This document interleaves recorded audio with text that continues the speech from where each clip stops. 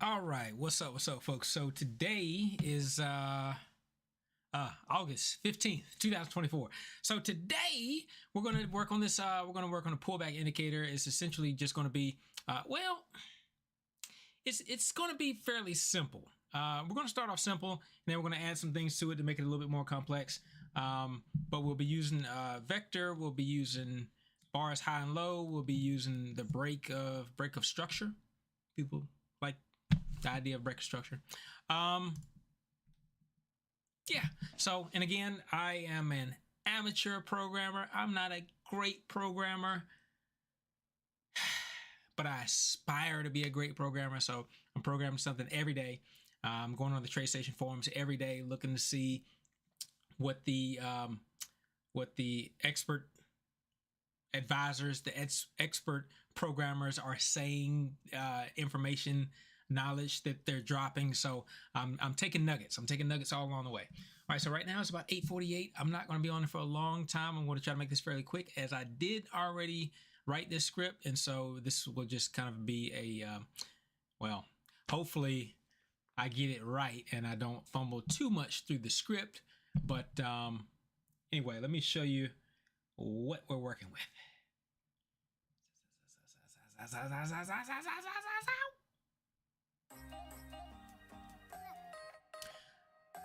Okay, so this is essentially it here. This is some other indicators I have here, but the indicators that I'm talking about are, so we're going to get rid of the scalp short and get rid of scalp overlap, and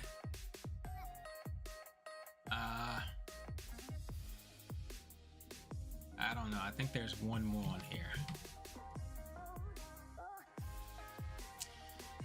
9 and 25 EMA, I think that's just a cross.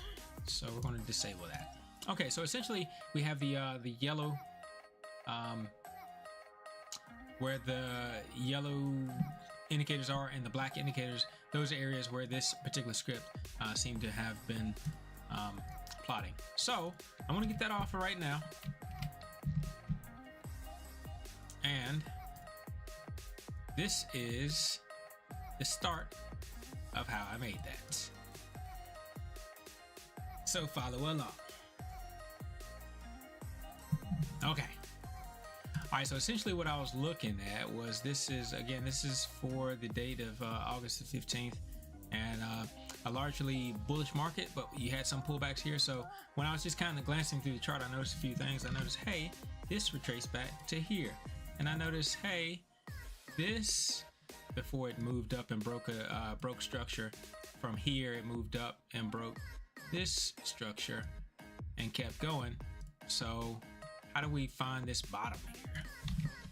This bottom here went all the way through here.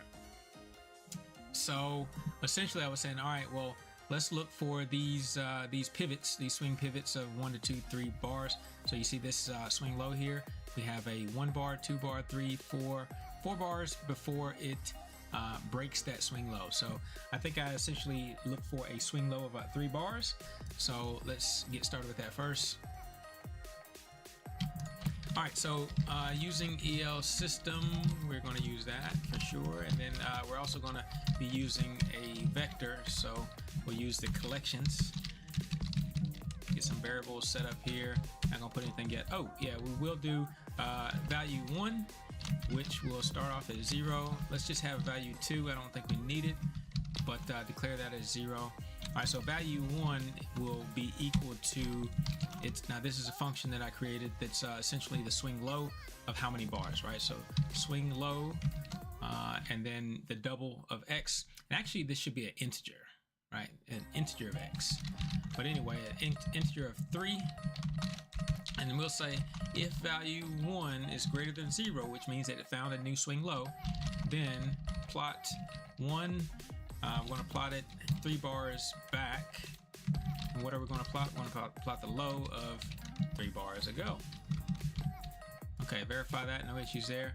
I still have something on this script here. Uptrend, downtrend. Maybe this one. Okay. All right, so we'll go over here and we'll add this. This is YouTube 08 1524. YouTube 08 1524 pullback 1 minute long. All right, hit OK. All right, and because it's not a show me, it tried to plot it as a line, so we just double click on that, go to style, and then instead of a line, we'll put a cross, change the size, don't automatically connect the lines, and then you see here is this is just now this is only showing you every time you have a swing low with a strength of 3 bars, right? But now this happens after the fact. So essentially we got to a bar on the chart and we added a plot 3 bars back. So this is nothing for you to say, oh yeah, well, as soon as this bar came up, as soon as this indicator came up, I took the entry and it went long. Yeah, no, that's not what happened. This only shows up after 3 bars have passed, right? So don't get confused.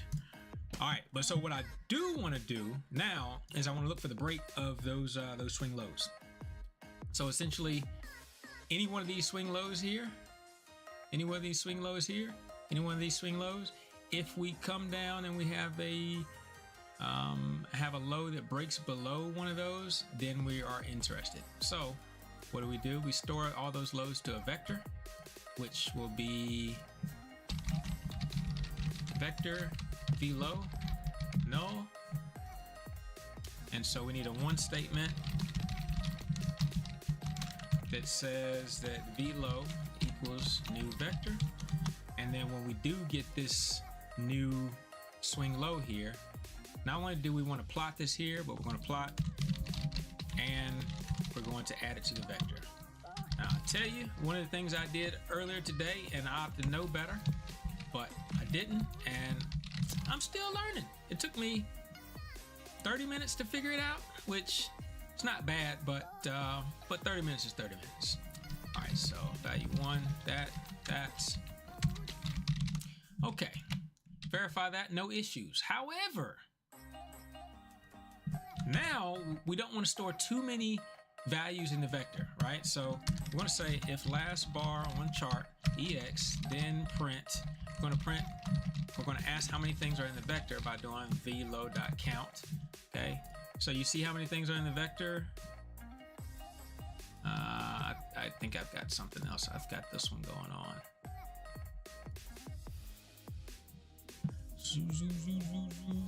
I've got other things still printing to this, so I might need to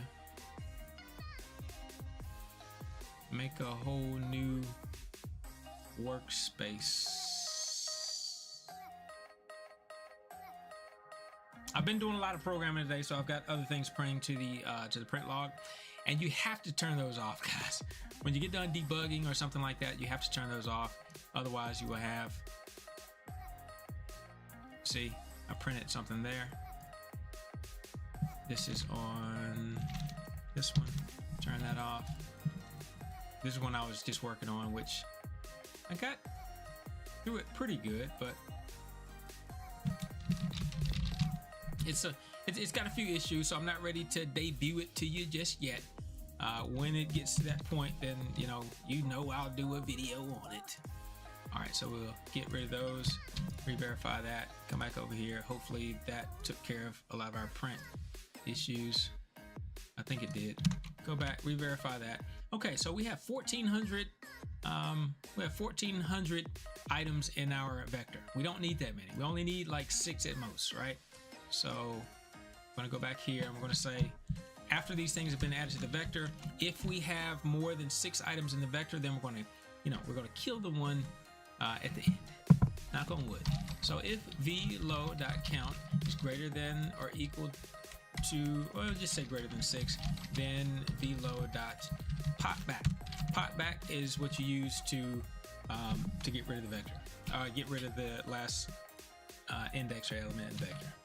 All right, so we verify that. All right, no issues. But now you see now the count in the vector is only 6, right? So it's operating correctly. However, follow my logic here, because this is what took me 30 minutes to get this figured out. I wasn't getting the right values coming up. The vector is a collection, it's a stack. Okay, so you have one thing in the vector, and then when you add something, it stacks on top of it.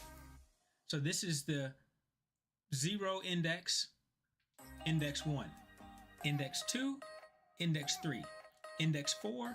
So the last thing that you put in the vector, the most current thing that you put in the vector, is the highest number in the vector. Now when we're popping back the last one at count 6, we said over 6, so when we're popping back the one at count 7 or index 6, we're actually popping the newest iteration. And that's why I wasn't getting the values, I wasn't getting the crosses that I was supposed to be getting, because I essentially had no new values in the vector. I had the first 6 that I ever put on the chart, and I didn't have any new ones added. So instead of using push back, instead of pushing your values to the back, to the top of the vector, you want to insert it at the bottom. You want to insert it at the beginning. Okay, so vlow.insert, we're going to insert it at the 0th position, and then we're still going to put the value there. Now we're going to hit verify, and we still only have 6 values in the vector. We just happen to have the 6 most recent values, and that's what you want. All right, so now that we have those 6 values stored into the vector, now we want to look for certain criteria, and I'm sure I'm about to change this. Not exactly what I put in my other script, but I put something like, you see the volume down here? I said that the volume has to be greater than the volume before it. And I also said, let's start with that. Let's start with this low has to, like this low here, we have a swing low here or a swing low here. This low here has to cross underneath one of these recent ones. It has to cross underneath one of those. So our current low has to be lower than one of those. Now, how do we find that?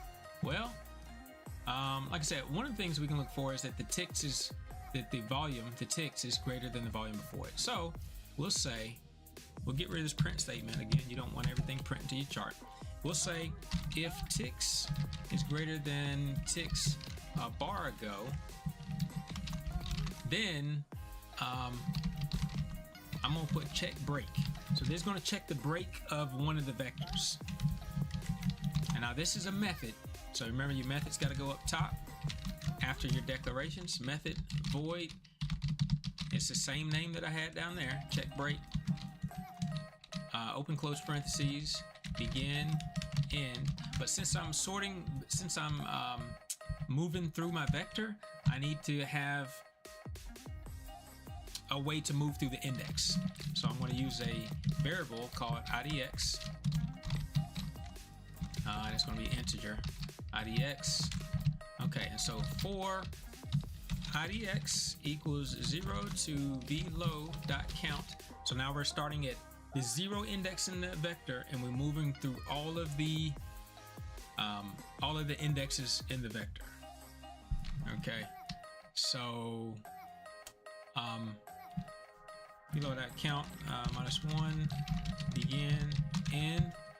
Okay, so now we're checking to see, once we get this to happen, once we get the ticks greater than ticks before it, we want to go ahead and check to see if there's a break. So we want to check to see if the low is less than the low, no, we'll say if the low is less than the value of the vector element, because that vector element is a swing low. So we want to say, is this current low, is it lower than that? Or we might be able to use cross, because I tried to use crosses initially and it wasn't working. And then, like I said, I had to figure out that I had something wrong with my vector, where I was inserting versus where I was pushing it back. So we'll say if the low crosses below the vector's value, which is v low of IDX, and you have to do as type when you're bringing it out of the vector. You have to do as type. Is it a integer, boolean, double? It's a double. If it crosses below that, then I tell you what, instead of making this a method void check break, we're gonna make it a boolean. So we're gonna return true if it does cross below it, and then it won't need to go through the rest of them. It just go through that one. True, double, then return true. Okay. And if it should happen to go through all these values of the vector and it never gets a true, it'll come out of this loop and it'll go down to the next line. The next line will just return false, which means that it didn't find anything. All right, so now here, because this now returns a true false, this needs to do something, right? So if ticks is greater than ticks of a bar go, then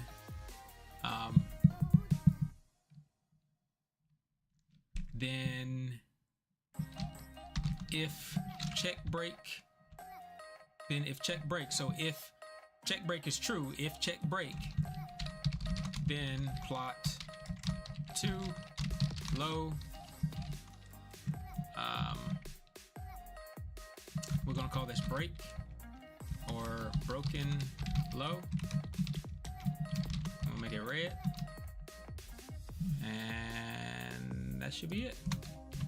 Verify that. Okay, you see our red line comes up here. We're gonna make that, instead of making it a line, we're gonna make it a cross, make it a little bit larger. Do not automatically connect the plot lines. All right, so it shows up in these couple places here. Let's get rid of these black ones because they are probably overlaying over top of what we already have. So we'll get rid of the black ones, which is that. All right, so you have these red ones pop up. Okay, so this is essentially what we're looking for. I took it one step further. And these already look pretty decent, right? All right, so essentially what these are is you had a swing low, and then you had a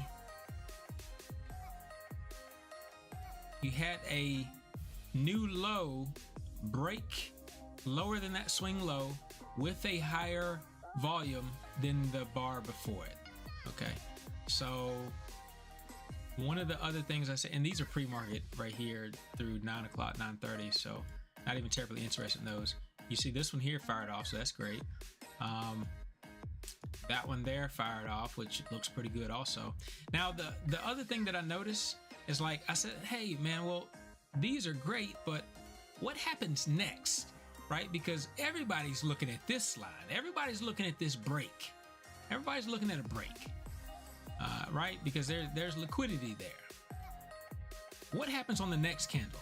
So this is where I took my programming to a little bit of the next level, more than what I have typically done. I use a switch case. So let me try it here, and hopefully it works just fine. Okay, you see this is not an inside bar, this is an outside bar. This is I don't know if this was I think this is outside bar as well. Well, it's not a completely engulfing outside bar, but low 54, 44.25, 44.25. So those are equal lows. This one has a lower low.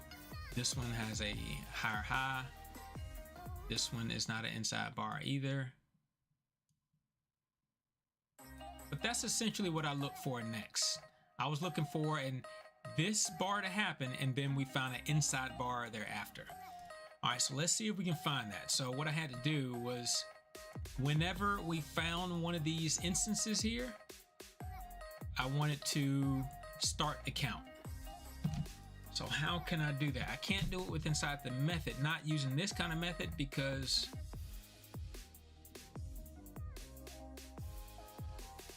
well, yes, I can.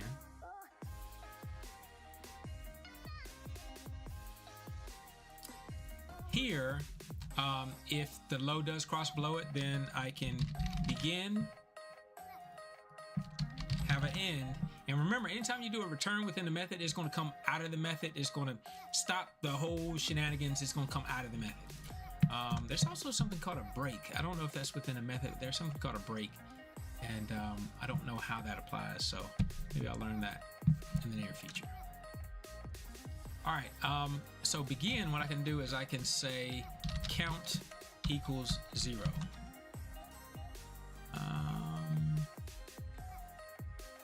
Because then on the next bar, count will be 1. So we're going to say, I'm going to call this restart count. And I tell you what, one of the things I've been seeing on the forums is everybody, all the experienced programmers give the regular amateur programmers, they give them hell. They give them hell about, you know, not having, like you see, this says val 1, val 2, about not having words that are very descriptive. So I'm trying to get better about that. You see, this says restart count. Otherwise, I'd probably just do like count S or something like that. So I'm trying to get better. I'm listening. I'm learning. So we'll change val 1 and that kind of stuff here in just a little bit. But let's get through this first. All right. So then begin restart count equals 0, and then so forth. On every bar, we're going to restart the count. So restart count plus equal 1, and so that way, when we come to our very next bar, we'll be assessing whether or not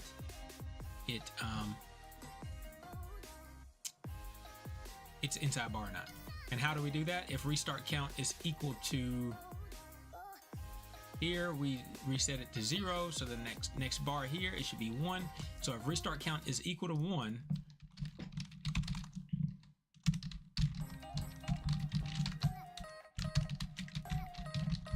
then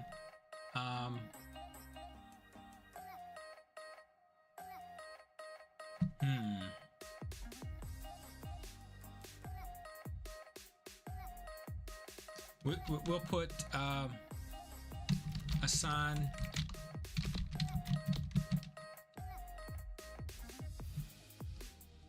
we'll put assign. I don't really want to write all the way out, but assign position enumeration, right? Because that's essentially what we'll be doing. Okay, so we'll go up here and do a method void assign position enumeration begin in. Okay, so if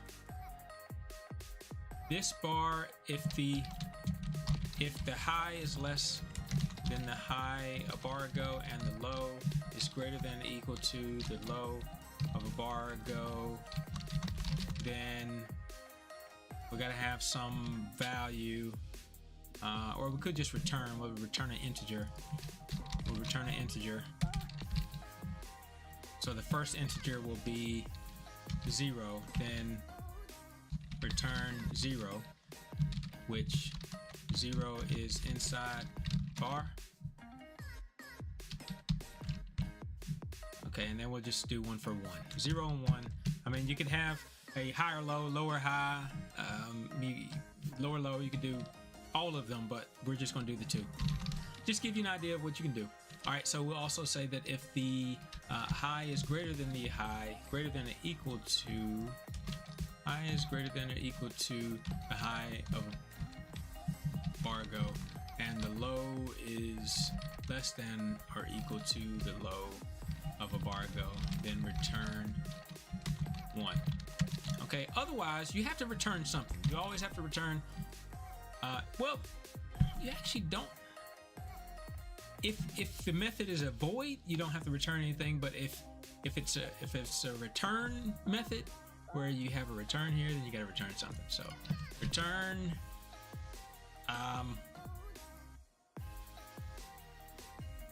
7. I don't know. 7 will be default. I'm gonna return 22. That's gonna be the default. Default. Okay, so now if restart count is equal to 1, then assign positive enumeration. Okay, so now that we have that enumeration, now we can plot. So now instead of plotting actually this bar here, we're actually going to plot this bar. Yeah, we're going to plot this bar. So instead of this bar plotting, this bar here should plot. This bar here should plot. This bar here should plot. This bar here should plot. Actually, I don't know how to do, since we have these two back to back. But at any rate, how did I get a heart there? Assign enumeration. Okay, all right. So instead of just assigning the enumeration, we want to, if restart count is equal to 1, then begin. And then we're going to end. So assign enumeration. So we're going to do a case switch. So we already got our enumeration. We can assign that enumeration to value 2, which we had up top, which we didn't do anything with just yet.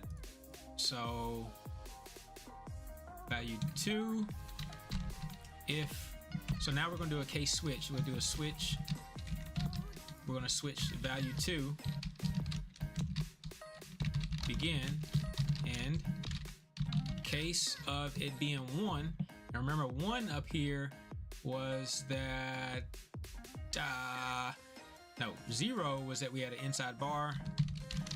1 is outside bar. Okay, so for case 1, case 0, inside bar, we'll say that that's the strongest setup.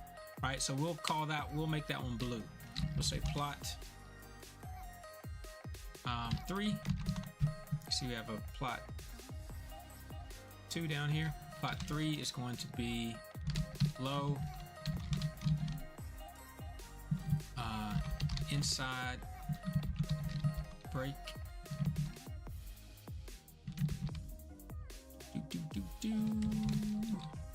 we'll make that one blue. And in case 1, it'll be an outside bar, and we'll make that one black. Plot 4, low, outside bar. And as far as I understand, as this goes through the cases, whichever one it matches first, that whichever one of these cases this first is true with, it will go ahead and apply that statement. It won't go through the rest of them. It'll apply the first one and it'll stop. As far as I understand, Balak. How you like that? Balak.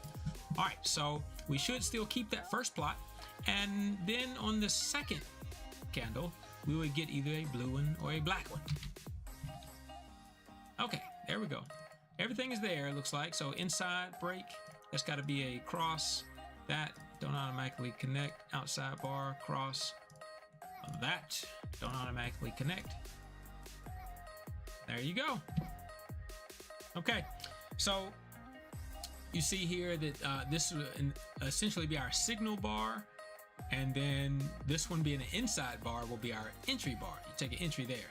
I mean, not a lot of meat on the potatoes, I know. Here you got a break. This is your signal bar, and then this is a less than better entry bar. All right, so you got a blue in here.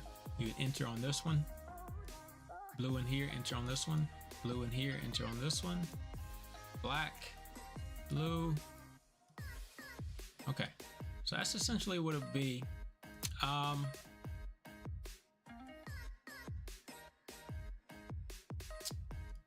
I think, like I said, that's the basic concept there. I think in my other script I had another filter on this break, and it went something like this.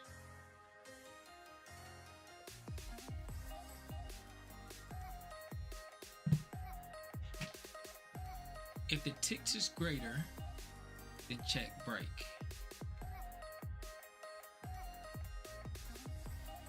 Check break.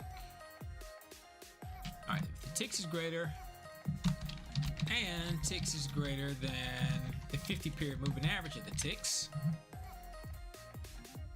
then check the break.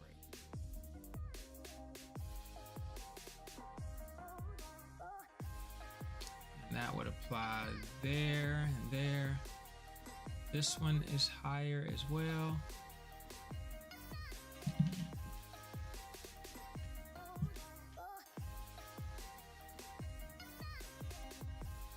That one's good. And you see this one didn't give you that second signal because it had a high higher than the high before it and a low higher than the low before it. So it didn't meet either one of those criteria. Now what happened if we would add that other piece of criteria to say that? And what was it? That the high was higher than the high and the low is lower than the low. So if high is greater than or equal to the high before it, and the low is greater than or equal to the low bargo, then return 2, which would be higher high and higher low. Okay, so if it returns 2, then we're going to plot something else.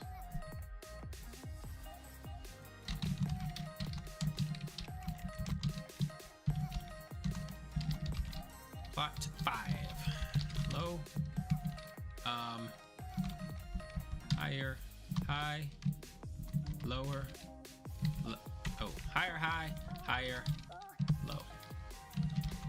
And we'll make this one dark green. Dark green. Okay, now we go back. Uh-oh. Uh-oh.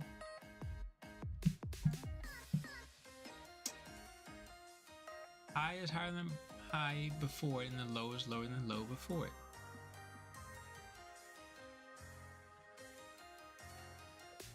Let me see what's happening with that plot.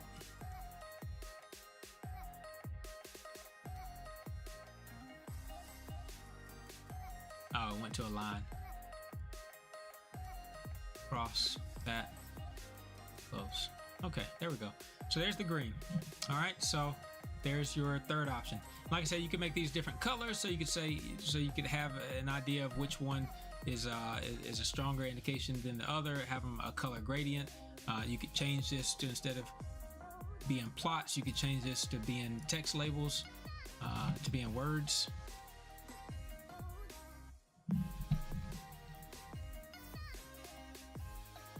I wonder, can you do 2 things here? Can you do 2 things, or can you only do 1?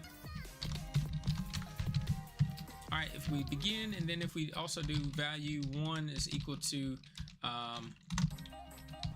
text new, and then we're going to do date, time, price, text. Date, time, price, text. Higher high, higher low. Boom. Boom. Oh, yeah, it did do it. I just put it on this first one, so the inside bar. So yeah, okay, but it's not locked, right? So it's there, but it's not locked. Okay, so you could, like I said, you could essentially do that for them all. But I know how to lock it with using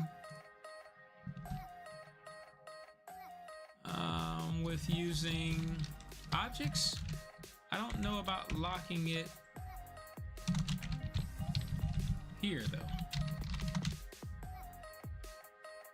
I don't know that I can lock it here with using the legacy text.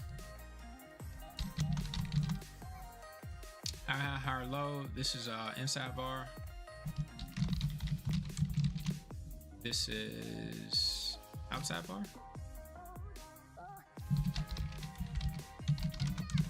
Like I said, all this isn't relevant.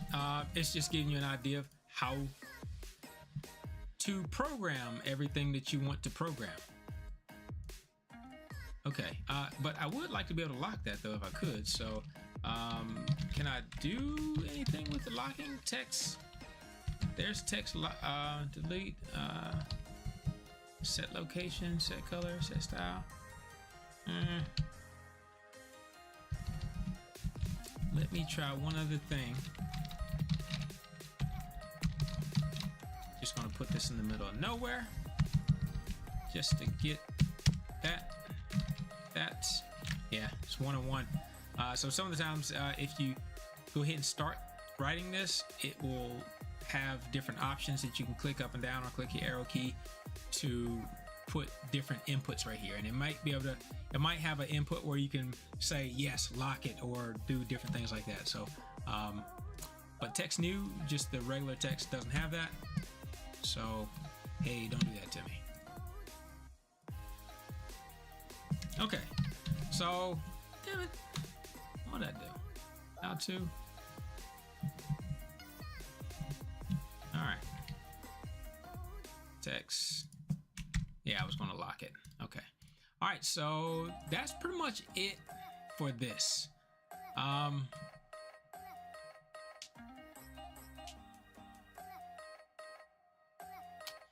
Just trying to see if there's any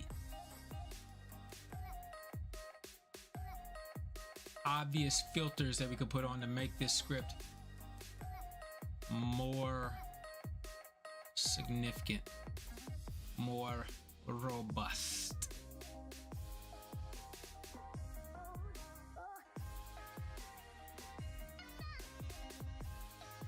If you see anything that you want me to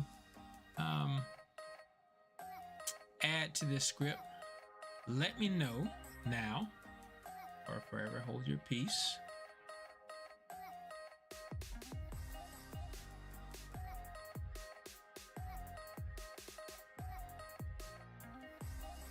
Those inside bars seem to be doing a lot better than the rest of them. That is interesting to look at though. There's an inside bar. Yep, that inside bar did okay. Outside bar, inside bar did okay. Inside bar.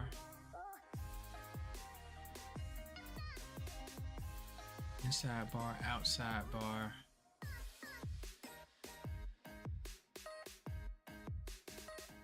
Wait a minute, what's going on with that outside bar? This shouldn't be outside bar. Yes, it does have a lower low, but it doesn't have a higher high. So let's look at the script. That was the outside bar. Outside bar here. This would be case one. Case one. The high is, or the highest got to be greater than the bar for it. Okay. All right. Okay, and then we need one more that has a lower low and a lower high.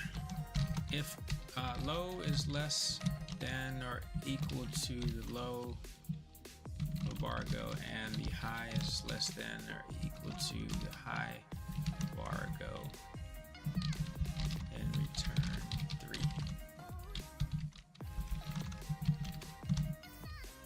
Lower low and lower high. Okay, so that is return 3, case 3. We're just going to copy and paste what we had from before. Copy, paste. This will be plot 6. It's good. Still gonna plot at the low. This will be a lower low and lower high. Instead of dark green, we'll make it red. Value 1 equals text new dt low lower high and lower low. Bam. What didn't you like? You didn't like that space, did you? I knew it. I knew it. All right. Okay, so like I said, look back at the day, we see we have our entry bar, and then the next one was a higher high, higher low, and that one was an inside bar. That one worked. Lower low, lower high, lower low, higher high, higher low.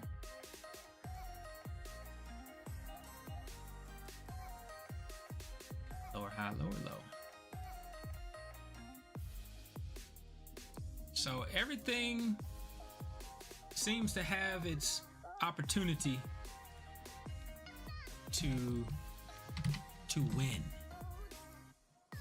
Higher high, higher low, inside bar, lower high, lower low, higher high, higher low, lower high, lower low. And then on the way down, what failed the most? This lower high, lower low was definitely a failure. And that's the only one that was really failed bad. Other than that, this lower high, lower low was a little weak. So the lower high, lower low was weak. This lower high, lower low was weak. This lower high, lower low, not so weak. It was a pretty good entry. But this lower high, lower low did, the price at least came back and tried to retest it. So it looks like all in all, the lower high, lower low is the weakest position, the weakest entry. We haven't really even seen the outside bar come up very much. We got an inside bar, inside bar, inside. That was our first outside bar that we saw. So I'd say that the outside bar also is out of the picture. Fill color. We're gonna say no go. We're gonna say no go. And then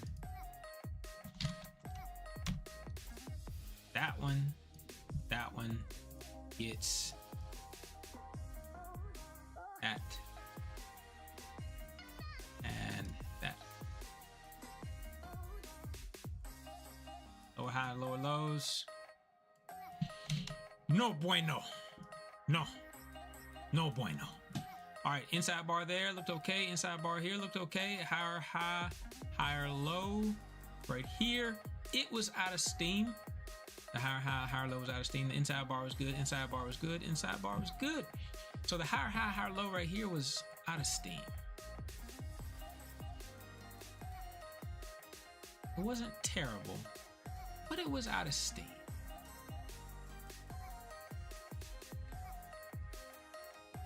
You know what? I gotta come back to that because I don't like that one anyway. Because this price is steadily moving up. When you come down and you break a low, you need it to retrace down through it. So it needs to have a low lower than the bar before it, guys. All right, so, yeah. All right, so we need to say that not only does the volume have to be greater than the volume of a bar go, and the volume is greater than 50 moving average of the bar, but also the low is less than the low of a bar go. And bam. All right, now we come back over here. All right. Oh yeah. Okay, so this low was lower than the bar before it, right? It's just that the second bar was our entry bar. This is our signal bar. This was our entry bar. Okay, got it.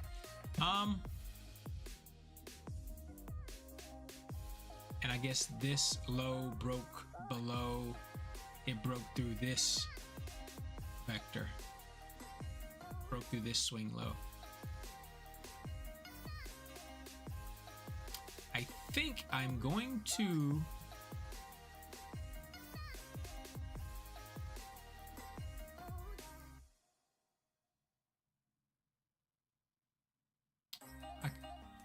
I can already see what that's going to do. 1, 2, 3, 4, 5. I'm thinking about if the price drops below the swing low, once it breaches it, we should delete it. Once it breaches it the first time, we shouldn't be counting on a liquidity thrust from off of it anymore. However, I do like what we just put together. But if I was to change it, I would change it to say, once this low crossed through it, if the low crosses below it, once the low crosses below it, go ahead and delete it out of the vector. And last week or the week before, I had a little bit of trouble with the vectors because when I did delete it out of the vector, but yet it was still going through the loop. Now, once it deletes it out of the vector, it actually changes the count of the vector. However, once this loop starts, this loop reads this first. It says for index equals 0 to whatever the count is. So if the count is 5, or if the count is 6, it'll go to 6 minus 1, it'll go to 5. So for index is equal to 0 to 5, it'll start this loop. The thing about these loops is that once it reads this, it doesn't come back to it. It goes through 5 iterations or until IDX is equal to 5. It's going to go ahead and go through those iterations unless, well, yeah. So the problem with that is if you change the count by deleting something in the vector, and so now instead of the vector actually having 6 things in it, now it has 5 things in it because you changed it. Now it's going to be trying to access an index within the vector that doesn't exist. So to offset, well, what I have going on right here, this will be fine because we're actually, as soon as we find it, we're executing this bit of code and we're getting out of this loop altogether, so we won't have any index errors. But that's just something for you to be aware of. All right, so if we do get across below it, then we're going to begin. We're going to restart the count equal to 0 so that we can do our other enumeration stuff. We're going to return true so that we get our plot. But then we're also going to erase what's at the index. Okay, so we're going to do vload dot vload dot erase at what index? Index of IDX, and then we're going to hit that. Then we're going to return true end. Okay, and verify, no issues there. Okay, so we're moving on along. Looks good, looks good, looks good.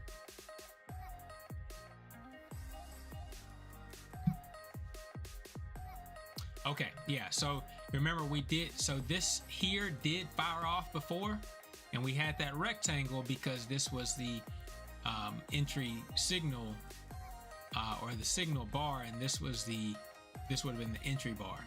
But because we made that alteration, this one no longer fired, and so therefore this is gone. This was a weak one anyway. We didn't want that one. We didn't want it. But now we have this one, and this one, and this one, and this one, this one, and this one. All these look perfect. This one looks great. That one looks great. We still have...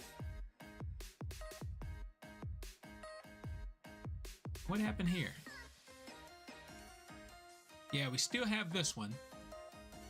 But that's only one that's not so great. And then this is the second one that's not so great. This one is terrible. This one is not so great.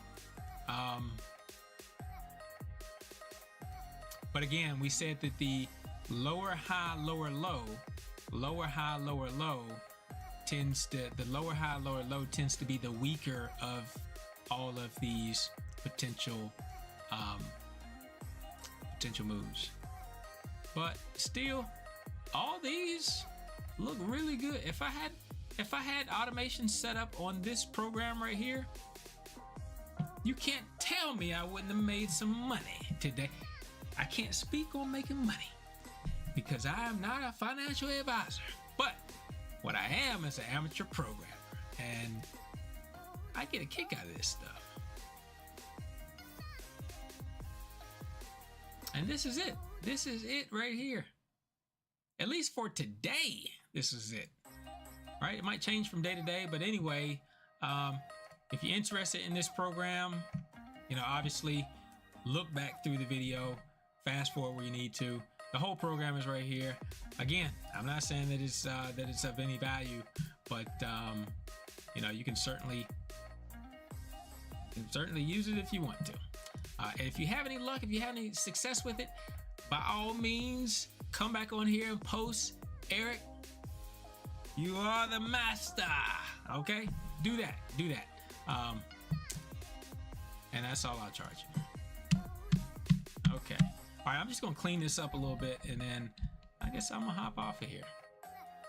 Because again, like I said, I've been reading a lot on the forums recently. Been reading behind some of these other, like, really experienced programmers, and man, they know a lot of stuff. It's crazy, but they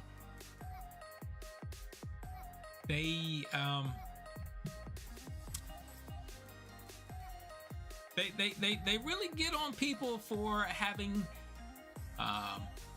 unorganized programs, for having variables that don't really capture the essence of what the variable is doing, for having extra spaces. So, and I mean, I get it, but like I said, for me, a lot of what I've been doing with programming as I've been going along is learning. I don't want to spend 30 seconds coming up with a very unique named variable when I have no clue how to use the variable, right? So I want to spend 1 second coming up with a variable. I want to spend 30 minutes figuring out how to use it. And then when I get to the point where I am, you know, doing well enough that I can make a program complex enough to where I need to have more than one variable, then it'll be, you know, much easier to understand what the variable is because I've renamed it. So I think, yeah, now I'm kind of getting on that cusp of my programming is getting better, that I probably need to be putting more comments, organizing it better, because I've got a bunch of methods. I've got loops. I've got case switch. I've got a lot of stuff going on now. So this is I'm pleased with my maturation. I really am. All right, so value 1 is going to be, we'll call it swing low. All right, we're actually going to do this. We're going to use, I think it's Control H. No, yes. Control H. We're going to find and replace. We're going to do value 1, and we're going to replace it with swing. Can we do swing low? Swing low val. Swing low val. We'll do that. Okay, so I made all the replacements. All right, then we'll do val 2 and value 2. What did we do with value 2? Value 2 was the case switch for the enumeration.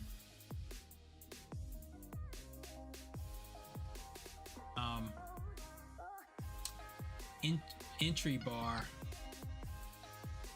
So we had the entry signal, entry bar enumeration.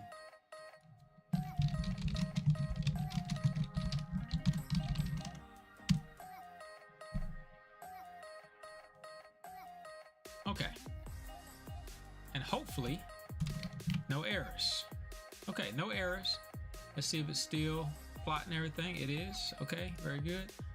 All right, so now what we can do is we can, all right, so we've got the, and there's a couple, like I said, to clean up your programs a little bit, there's a few shortcuts that you can use, or you can at least go up here to Tools, Customize, go to Keyboard, and then you can look at your different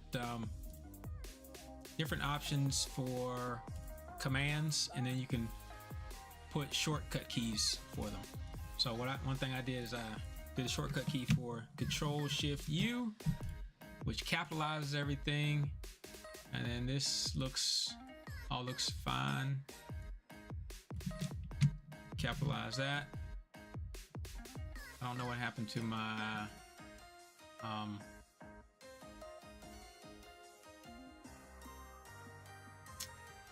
bar output outline. There we go. Okay, got that. Got the methods. Check break. U. That looks good. And organize. Begin if low crosses. All right, but I need to say what it's doing. Checks. Loops. Vector. Values. To check if low has broken one of values. Deletes. Turns true. And deletes the element. Okay, method.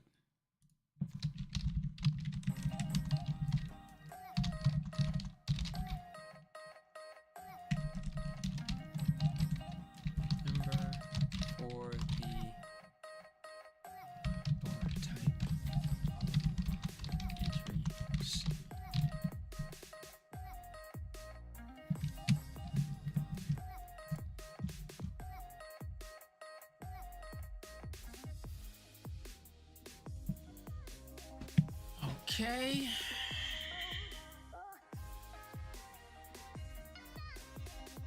I used to be able to collapse bars, collapse these once, like the methods in the begin end. I used to be able to collapse that. So imagine under view, toolbars, edit, advance,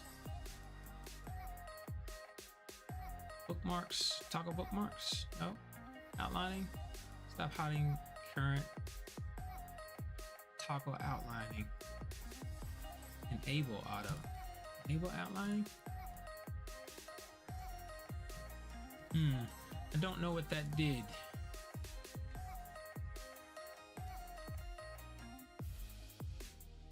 Auto outlining? No? Like I said, there will be a plus minus. You can hit a minus right there. And it would collapse everything. Collapse to definitions. Yeah, there we go. Okay, so you hit this plus, and I mean, it just collapsed everything.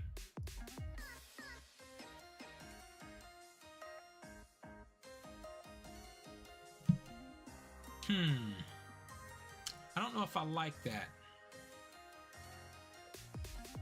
Oh, that's way too much collapsing.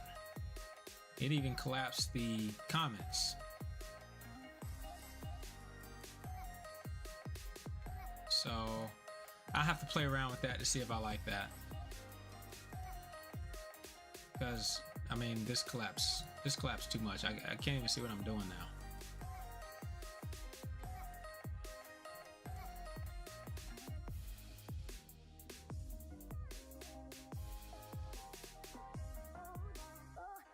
Toggle outline, toggle all outlining. There we go. Toggle all outlining. Okay. All right, so that's what you need. And this is how it's always looked whenever I've been on the computer. I didn't notice that it was gone. Okay. All right, so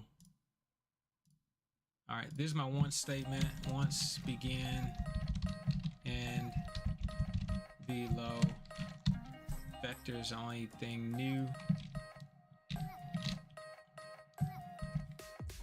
You.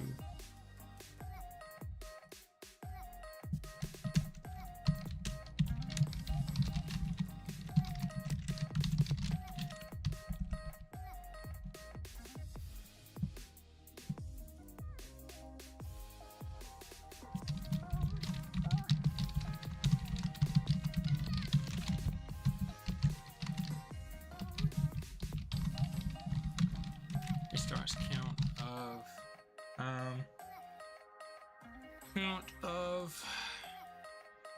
count after entry bar found. Defines swing low. Alright, so all this is fine. That's pretty much what I do is I'll go through and I'll capitalize it after I have cleaned it up. So if swing low value is greater than 0, then again, we go to insert and get this out of here.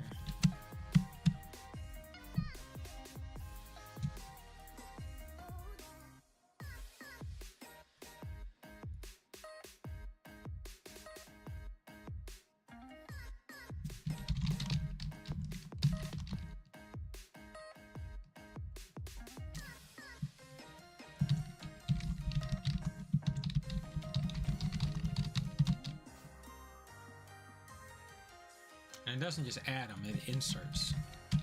There is a distinction. Go back to earlier to the video if you don't know what I'm talking about.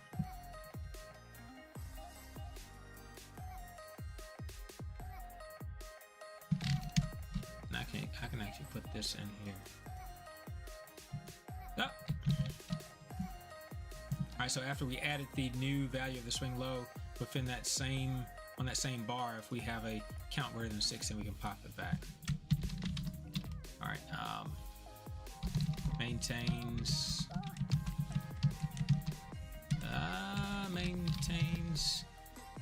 count of 6 for vector.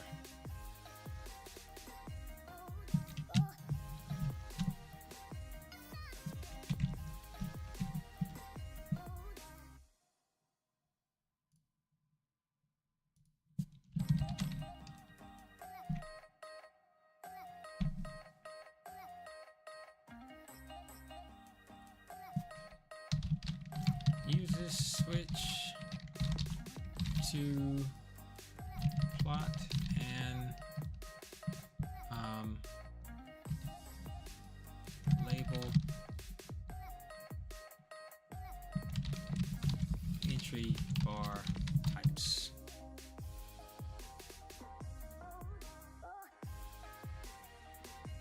Start.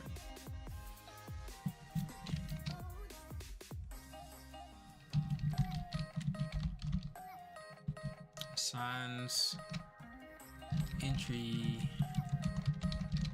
bars based on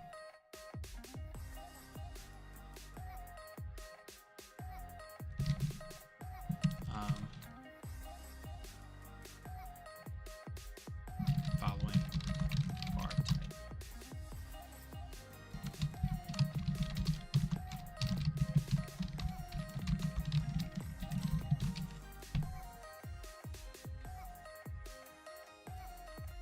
Okay, so all this looks good.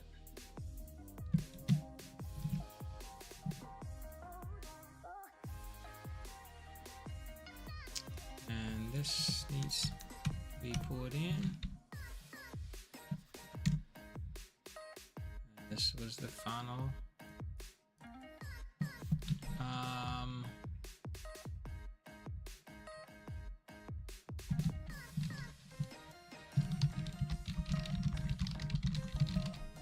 Statement to check for break of structure. This is what started it all.